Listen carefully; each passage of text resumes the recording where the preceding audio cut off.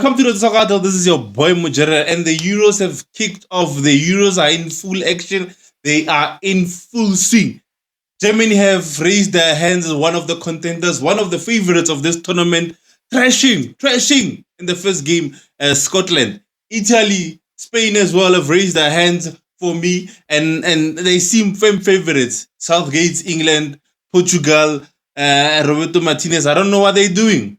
Let's discuss that today. So yeah, the Euros are in full swing, and we've seen the first rounds have played, and we've seen who are the favorites as it stands, and we've seen Germany raising their hand, a couple of hands, 1, 2, 3, 4, 5, and beating Scotland convincingly. The host started off on a bang. Musiala was exceptional. Wits was exceptional, and Havertz as well had a good game as well. So yeah, and Scotland for me, Scott McTominay's team, they did not come to the party. Or just Germany were just good for them, and we saw as well Spain as well thrashing Croatia. And you ask yourself, in that group of Spain, Croatia, Italy, and Albania, who's going to come out of it? And remember, this one is an extended one. We still have the best placed third team runner up to go into the round of 16 as well. So Italy, I think Italy were exceptional as well. I think Spalletti, if I'm not wrong? Yeah, his tactics on the day were exceptional. I think they can teach they can teach one or two to Southgate and Robert Martinez, because I don't have a clue of what they're doing. Like, how would you play a right back, a full back? Okay, Baba Pizza, the full back in this modern age. How can you play a full back in the middle of the park? How can you play them in the six, in the heartbeat of a team? Whereas you've got midfielders, seasoned midfielders on your bench. You've got Kola Gallagher, you've got Cody Mainu, you've got Warthog, for the boy from Crystal Palace, on the bench. I'm like, if you're a midfielder and you're sitting on the bench, what are you asking yourself there? Like, what is it that you have to do to, like, a midfielder is playing ahead of you? Now, man, Southgate, something must change. Jude continuing on his club form, taking into the international. Mvanola is a superstar. I'm telling you, he's got future Ballon d'Ors. For me personally, future Ballon d'Ors.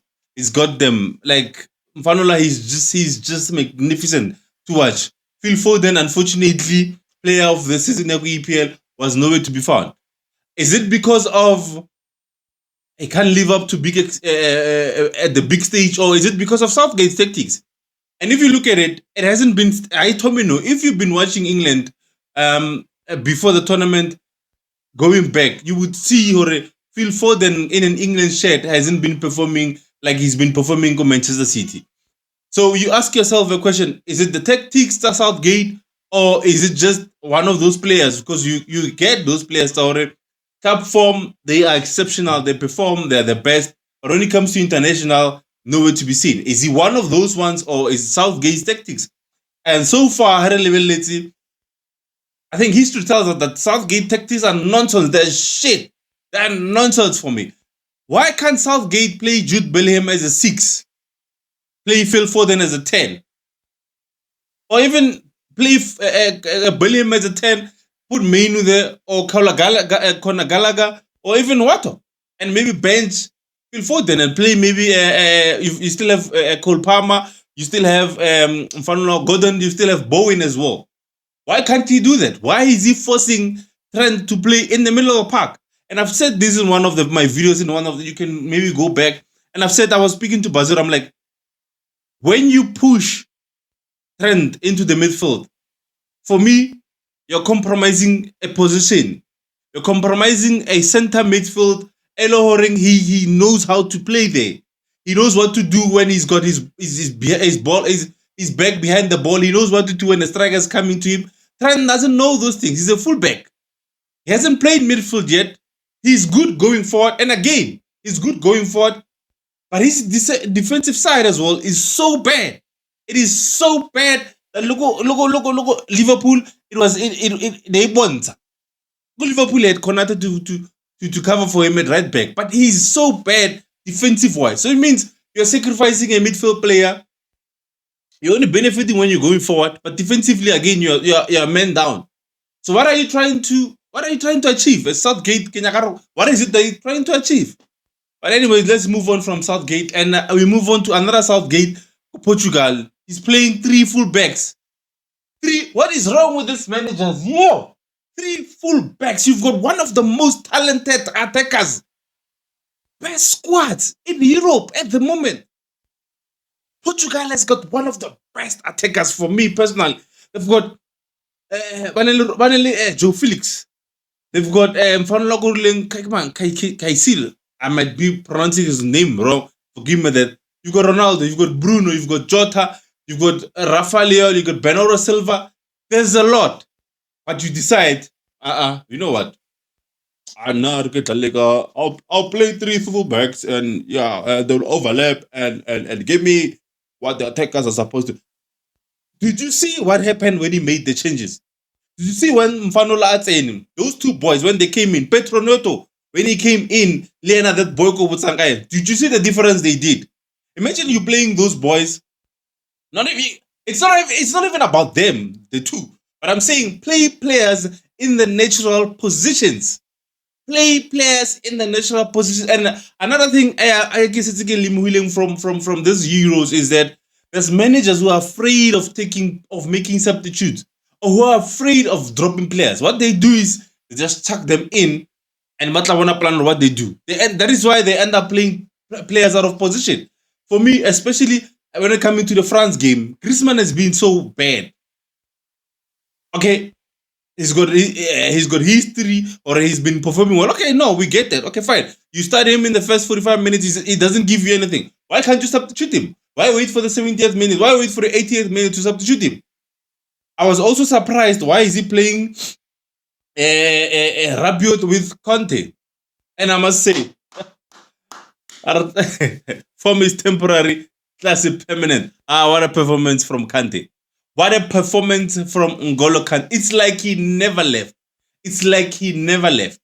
But having said that, the performance here, Kante, doesn't take away from you still have two young, talented center midfielders on the bench, or midfielders on the bench in the likes of Chumani and Kamavinga.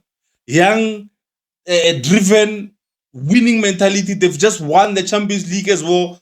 So even if you could have taken Kante out and put those two boys, for me, I wouldn't have seen anything wrong because those are two young, talented boys. Some might say Kante's time has passed, but he showed us as well. He justified his selection. He's one of a few that have justified that selection in that France team, in that Portugal team, in that England team. But managers, please get your selections right. Please get your selections right. But anyways, we've seen some great games. We've seen some great goals. I think a game that I think a lot of people didn't watch and was a great game. It was Turkey versus Georgia. That was a beautiful game. We saw beautiful goals from that game. And Mfanola wa Real Madrid, I think is Hula. Is it Hula? Goten Hula or Arnold Goten. Yeah, but you know what I'm saying. He scored a beautiful goal. We saw a beautiful goal as well from is it the Switzerland game against Denmark? I think for me, there's 3 or 4 goals that has stand up as goal of the tournament. Goal. There's been so beautiful. There's been beautiful goals. But anyways, let me know what you think as well. Are your favorites coming to this tournament? Have they lived up to expectations? Have they lived up to expectations? And if not, who now is your favorite? I still go with France. I think they still have enough in the tank, even though there was a slender lead, a slender win. Oh, before we go, what happened to Portugal, Belgium? I forgot. What happened? Anyways, you know what? The manager, apparently the coach and Courtois had a fallout. One of the best goalkeepers at this time and moment in the world has been left out because you're not a manager about and you're going to a major tournament. Those shoes, I'm telling you guys, those shoes are hard to fill. Those shoes are hard to fill. As well, Netherlands, big up to Cody Gepko and Nathalan, is it Ake? They've had, for me, those were the two best players on the field. Ake with 2 assists, Gapko with the goal, and they've been exceptional for Netherlands in that game.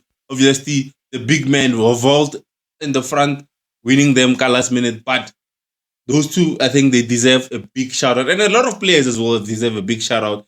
And yeah, so far, so good. I've been impressed. I've been entertained. I cannot complain. Let me know what you think. Remember, like, share, and subscribe. Until we meet again, prevention is better than cure. Don't risk it unless it's worth it. I'm out.